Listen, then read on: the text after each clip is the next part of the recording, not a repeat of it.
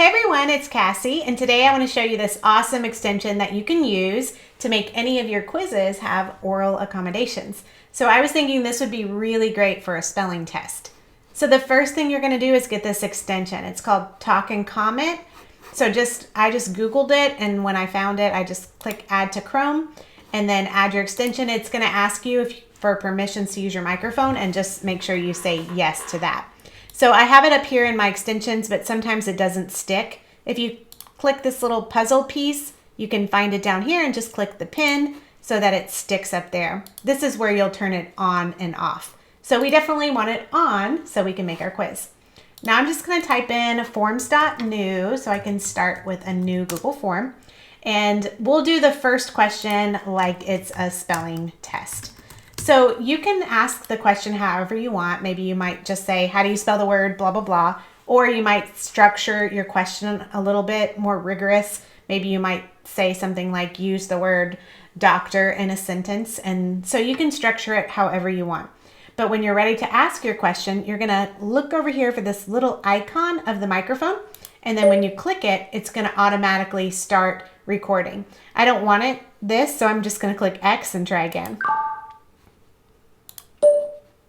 Use the word doctor in a sentence.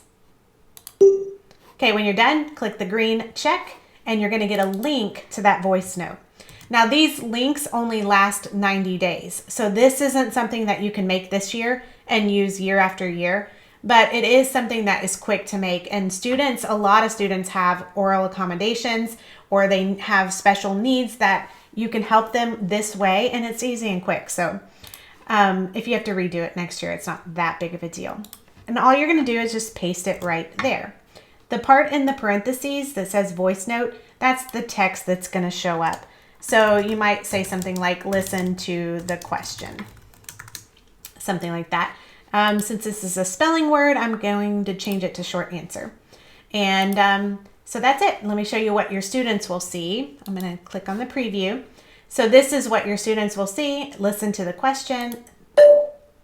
Use the word doctor in a sentence. And that's it. They would type in their answers and just like normal, and then press submit. So this doesn't only have to be used for spelling. Let's look at another example. I was going to show a math example. So here is one of our math kit quizzes, the geometry one. So I'm just going to take a screenshot of one of the questions. So there it is. Okay, so I'm going to save it so that I can use it in the form. So I'm back at question number 2, and I'm going to insert that picture. So here we go. And the picture is in there. So maybe I want the student to have the problem read out loud to them, or maybe I want the answer choices, or both. So again, it's just as easy as clicking this little microphone. Look at the I'm going to start over. It does start immediately. Look at the polygon below. Which of the following statements is true? Okay, so there's the question. Now I just have to copy it and paste it. Okay, and you can change voice note to say something like, click here to read the question. Okay, and then you can also do the answer choices that way. So I'm going to add the answer choices here and click this again. A, line segment CE is perpendicular to line segment FR. Okay, now I'm just going to copy that and paste that for A. And that's it. So then the student will see it like this.